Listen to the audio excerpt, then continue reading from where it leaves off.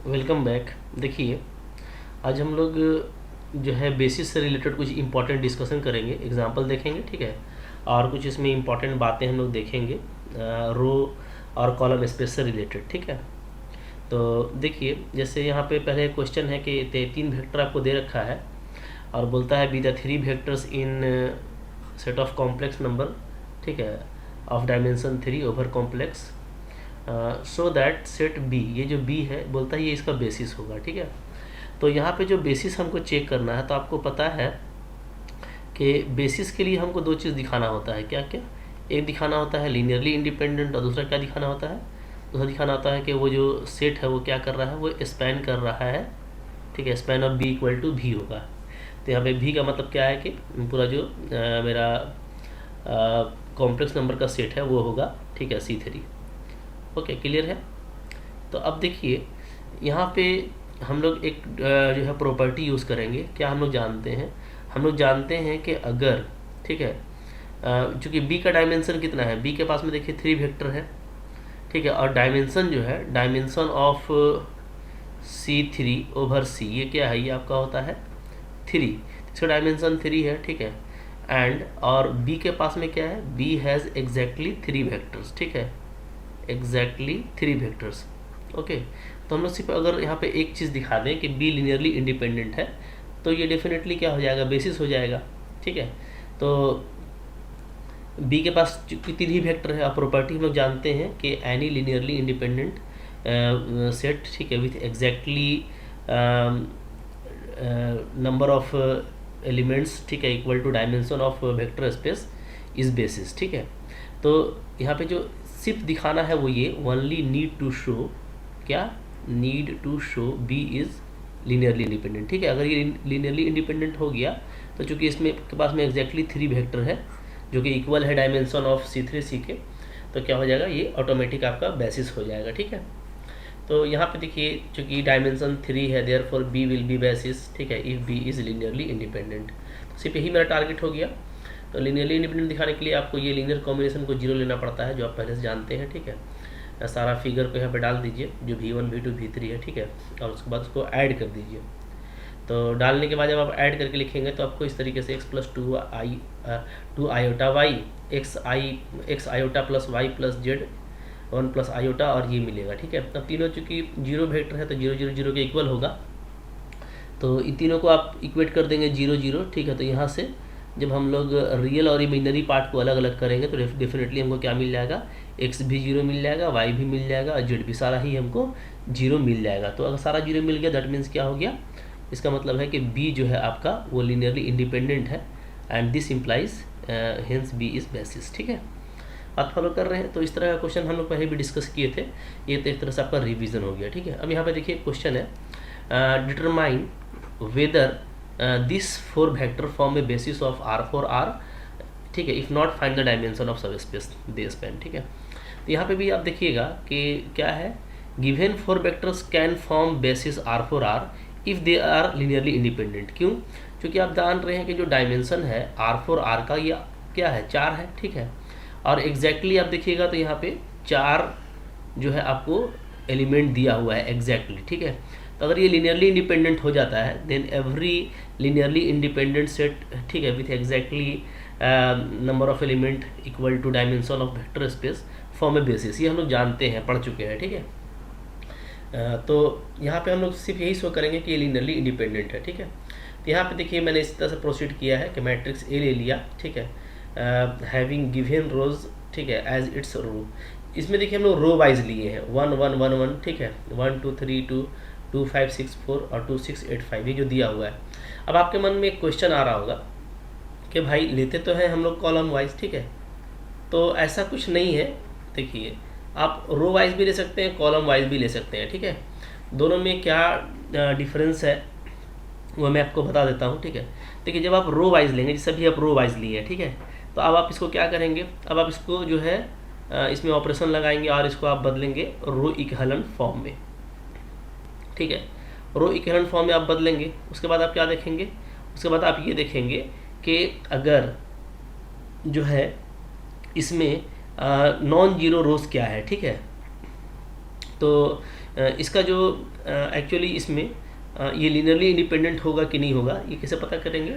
तो if all रो, जितना भी रो है इसमें, if all rows are non zero, अगर सारा ही नॉन जीरो हो जाता है, या इसको बोलिए कि each row has a pivot, ठीक है, दोनों एक ही चीज़ है, एक ही मतलब है, ईच रो हैज़ पिवोट्स, ठीक है। अगर सारे ही रो में पिवोट मिल जाता है, या बोलिए ऑल रो आपका नॉन जीरो हो जाता है, ठीक है, तो इसका मतलब क्या होगा? तो इसका मतलब ये हो जाएगा कि ये जो हमारा वेक्टर है, ठीक है, वो क्या है? वो आपका लीनियरली इंडिपेंडेंट है। वेक्टर्स आर लीनियरली इंडिपेंडेंट, ठीक है। और आपको पता है कि अदरवाइज़ क्या होता है? अदरवाइज़ ये लीनियरली क्या हो जाएगा? डिपेंडेंट हो जाएगा, ठीक है, अगर ये चीज़ नहीं होता तो, ठीक है। जबकि अगर आप कॉलम लेके बनाते हैं, ठीक है, तो कॉलम से जब आप बनाते हैं तो इसमें भी आप वही करते हैं, आप रो ऑपरेशन करते हैं और REF यानी रो इक्विवेलेंट फॉर्म में आप बदलते हैं विद द रो ऑपरेशन, ठीक है। अब यहाँ पे हम लोग यहाँ पे हम लोग कॉलम देखते हैं, ठीक है। अगर जितना भी कॉलम है, ऑल कॉलम हैज़ पिवोट्स, क्योंकि इसमें तो जीरो वाला बात नहीं आएगा, इसमें हम लोग पिवोट चेक करेंगे कि अगर हर सारे कॉलम के पास में पिवोट है तो इसका मतलब क्या है? इसका मतलब है कि ये लीनियरली इंडिपेंडेंट है। और ऐसा ही हम लोग लास्ट वाले कुछ लेक्चर में डिस्कस किए थे, ठीक है। अदरवाइज़ क्या हो जाएगा? अदरवाइज़ ये हो जाएगा आपका लीनियरली डिपेंडेंट, ठीक है। तो दोनों तरीका है, क्योंकि हम लोग ये जानते हैं क्या, कि जो रो स्पेस होता है, ठीक है, row space of a matrix, ठीक है, क्या होता है? ये इक्वल होता है column space of a matrix का, ठीक है। दोनों इक्वल होता है, तो इसलिए कोई टेंशन नहीं है, जितना आपको इधर से आएगा, ठीक है, आपके नॉन जीरो रो या रो विथ पिवोट्स, ठीक है, उतना ही आपका इधर से भी कॉलम विथ पिवोट आएगा, ठीक है। तो यहाँ पर रो लेके बनाया गया है, नो प्रॉब्लम, आप इसको कॉलम लेके बनाइएगा, ठीक है। बल्कि मैं आपको यहाँ पे दिखा दूंगा कॉलम लेकर के कि हमारा क्या आता है, ठीक है। पहले आइए हम लोग यहाँ पे रो लेके देख लेते हैं इसको, ठीक है। इसको आप कॉपी कर लीजिएगा जो मैंने बता दिया है, ठीक है। तो पहले चलें इसको देख लेते हैं कंप्लीट करके। अब यहाँ पे देखिए, यहाँ पे रो ऑपरेशन लगाया गया है। तो फर्स्ट रो ऑपरेशन हम लोग जो है वन को टारगेट करके हम चाहते हैं कि इसके नीचे क्या करें, इसके नीचे बाकी को हम जीरो कर दें, ठीक है। इस 1 को टारगेट किया और बाकी को जीरो कर दें, तो ये हमको ऑपरेशन लगाना पड़ेगा R2 के लिए, या R3 के लिए, या R4 के लिए, ठीक है। तो देखिए अब यहाँ पे आपको 1 जो है फर्स्ट रो में आपको पिवोट मिल जा रहा है, उसके नीचे सारा एलिमेंट जीरो आ गया है, ठीक है। फिर हम अगर इसको टारगेट करें तो इसके नीचे हम सारा जीरो करना चाहते हैं, तो ये और ये प्रॉपर्टी लगा देंगे R3 R4 के लिए, तो हमको यहाँ भी पिवोट मिल जा रहा है, ठीक है। अच्छा, फिर थोड़ा सा एक और कोशिश हम लोग करेंगे, R4 को थोड़ा चेंज करेंगे तो हमको ये भी पिवोट मिल जाएगा। तो देखिए हमको यहाँ पे 3 पिवोट मिल रहा है, रो विथ, ठीक है, 3 रोज विथ पिवोट्स, ठीक है। या बोलिए कि जो नॉन जीरो रो है वो 3 है, क्योंकि चौथा रो आपका क्या हो जा रहा है? जीरो रो हो जा रहा है, ठीक है। तो सारे रोज जो चारों रो है वो आपका जो है नॉन जीरो नहीं है, इसलिए ये लीनियरली डिपेंडेंट हो गया, इंडिपेंडेंट नहीं हुआ। देखिए the equivalent form has a zero row, ठीक है, दिख रहा है आपको। So given vector are linearly independent and do not form a basis of R4 since the equivalent matrix has 3 non zero rows, so the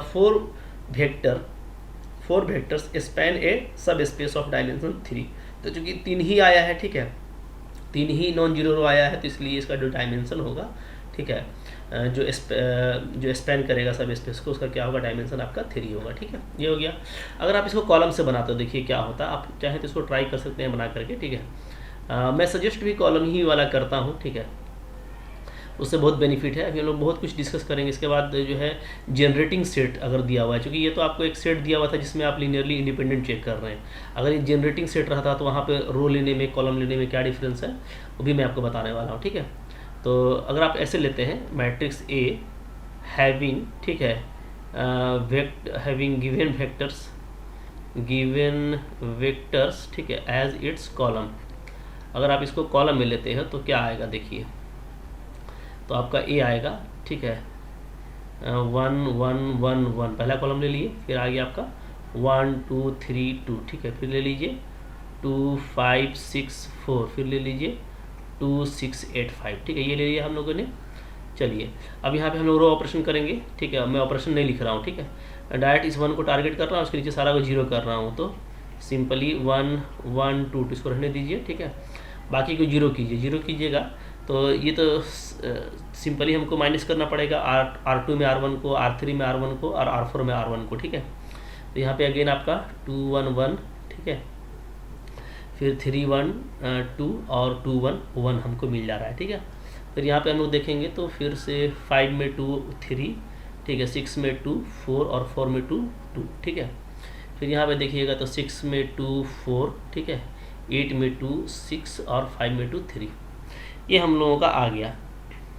अब हम लोग जैसे मान लीजिए कि इसको हम अच्छा यहाँ पे आप देखिएगा ना, ये देखिए ये 2 4 6 है, ये 1 2 3 है, तो ये तो आपको डायरेक्ट दिख रहा है कि दोनों क्या है, आपस में लीनियरली डिपेंडेंट है। देख पा रहे हैं ना, ये देखिए 2 4 6 को देखिए और 1 2 3 को देखिए। तो आप अगले ही ऑपरेशन में चाहे तो इसको आप 0 0 0 कर लें, ठीक है, ओके। तो मैं यहाँ पे आपको शॉर्ट में बताते जा रहा हूँ, ये आपका हो जाएगा 0 0 0, ठीक है जी, हो गया। अच्छा, तो अब जो अपना टारगेट है वो ये है कि ये तो हो गया, इसके पिवोट मिल गया मेरे को, ठीक है, कॉलम विथ पिवोट। इसमें हम लोग कॉलम की बात करेंगे क्योंकि कॉलम से बात कर रहे हैं, ठीक है। तो फर्स्ट कॉलम में पिवोट हो गया। अगर हम इसको 0 करना चाहते हैं, इसको 0 करने के लिए क्या करेंगे, फिर हम जो है R2 में 2 से मल्टीप्लाई करके इसमें माइनस करेंगे, ठीक है। तो क्या आएगा फिगर बताइए। तो देखिए फिगर आप खुद तय कर लीजिए, ये 0 हो जाएगा ये वाला, ठीक है, ये हो जाएगा मेरा -2, ठीक है, और ये भी हो जाएगा मेरा -2, यही होगा। देखिए क्या आ जाएगा, तो आ जाएगा आपका ये 0, ये -2, ये -2, ठीक है। तो हम लिख देते हैं यहाँ पे, ये आ जाएगा आपका 0, ये -2, ये -2, ठीक है। क्या किया हम लोगों ने, R3 को हटाया है और R3 replace by R3 - 2 R2 किया, ठीक है। तो अब मेरा देखिए ये भी पिवोट मिल गया, ठीक है, कंसिक्वेंटली ये भी पिवोट हो जा रहा है, ठीक है ना। तो अब जो है आपके 3 कॉलम में पिवोट आ गया, चौथा कॉलम में तो पॉसिबल है नहीं चूँकि R3 में ऑलरेडी आप ले चुके हैं, ठीक है। तो यहाँ पे भी आप देखिएगा तो जो नंबर ऑफ कॉलम है, नंबर ऑफ कॉलम, ठीक है, कॉलम विथ पिवोट्स वो क्या है, वो आपके पास में 3 है, ठीक है। तो यानी कि सारे कॉलम में नहीं है, इसलिए ये नॉट लीनियरली इंडिपेंडेंट, ये लीनियरली इंडिपेंडेंट नहीं है। इसका मतलब है कि ये जो है 4 डायमेंशन का बेसिस नहीं बनाएगा। तो जो डायमेंशन होगा वो क्या होगा, वो डायमेंशन ऑफ सब स्पेस क्या होगा आपका, वो 3 होगा, ठीक है। बात फॉलो कर रहे हैं। तो आप किसी भी मेथड से चाहें तो आप जा सकते हैं बिंदास, ठीक है, ओके। रो से भी जा सकते हैं, कॉलम से भी जा सकते हैं, ठीक है।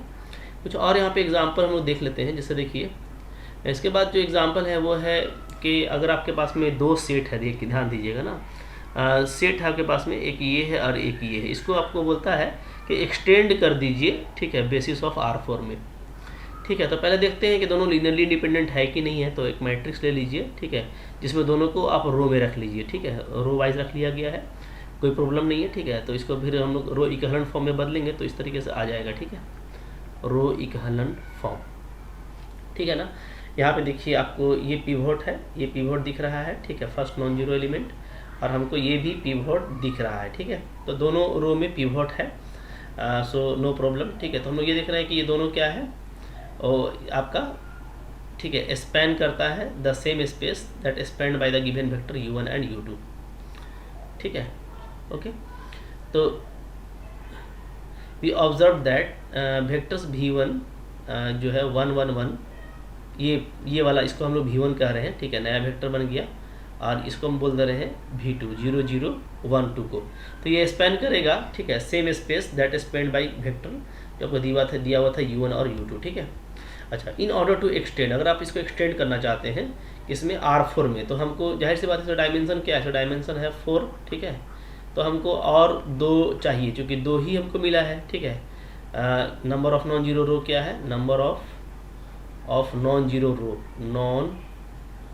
जीरो रोज, ये आपके पास में 2 है, ठीक है। तो इन ऑर्डर टू एक्सटेंड हमको और 2 चाहिए, ठीक है, और इस तरीके से चाहिए कि फिर चारों आपस में लीनियरली इंडिपेंडेंट हो, ठीक है। तो देखिए, तो आप पिवोट का पोजीशन आप देख लीजिए, ठीक है। एक रो में फर्स्ट पोजीशन पर है पिवोट, देख रहे हैं कहाँ पे है, फर्स्ट पोजीशन पे, ठीक है, और एक रो में थर्ड पोजीशन पर है, ठीक है।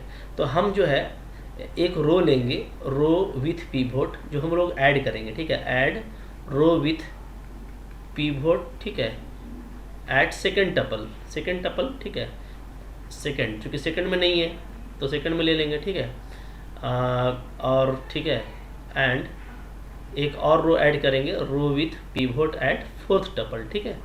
तो चूंकि देखिए फर्स्ट और सेकंड थर्ड पे है, तो सेकंड और फोर्थ मिसिंग है, तो सेकंड वाला एक ले लीजिए आप u3, और एक आप फोर्थ पोजीशन पे ले लीजिए, ठीक है, जहाँ a और b कोई भी आपका रियल नंबर होगा, ठीक है। तो नॉन जीरो रियल नंबर होगा। तो इस केस में क्या हो जाएगा, ये चारों फिर मिल करके आपको बेसिस बना देंगे इस तरीके से, ठीक है। तो इस तरह का मैं पहले भी डिस्कस कर चुका हूँ और आसान है, ठीक है। तो इस तरीके से आप बनाएंगे तो आपका काम आसान हो जाएगा, ठीक है। यहाँ पे भी देखिए उसी तरह का क्वेश्चन है, आपको 2 वेक्टर दे रखा है, ठीक है, R3 R में, फिर इसको आपको बोलता है कि एक्सटेंड करिए। तो फिर से वही काम कीजिएगा, रो में आप ले लीजिए। तो हमको यहाँ पे दोनों नॉन जीरो रो दिख रहा है, ठीक है। इसके पास में यहाँ फर्स्ट पोजीशन पे है और सेकंड पोजीशन पे है, ठीक है ना। तो थर्ड पोजीशन वाला हमको एक और ऐड करना पड़ेगा। तो देखिए थर्ड पोजीशन वाला एक टपल हम लोग यहाँ पे ऐड कर लेंगे, ठीक है, for any non zero real. तो फिर ये क्या हो जाएगा, आपको इसको उसके साथ मिला देने से क्या हो जाएगा, मेरा सेट V1 V2 V3 तैयार हो जाएगा, ठीक है, जो है इसको स्पैन करेगा। तो इसका डायमेंशन 3 हो जाएगा ऑटोमेटिक, ठीक है ना। बात फॉलो कर रहे हैं। अच्छा चलिए, तो ये था एक इम्पॉर्टेंट डिस्कशन था। आई होप आपको ये अच्छा लगा है, ठीक है। तो इसको आपको लाइक ज़रूर करना है, ठीक है। अगर आप चैनल पे नए हैं, सब्सक्राइब नहीं किया तो कर लीजिए। काफ़ी कुछ कंटेंट है जो आपको बहुत हेल्प करेगा, ठीक है, आपको आगे तक मैथमेटिक्स में जाने में, ठीक है। और डेफिनेटली इसको शेयर भी कीजिए फ्रेंड्स के साथ में, ओके। और कैसा लगा इसको कमेंट भी आप जरूर कीजिएगा, ठीक है। Thank you very much.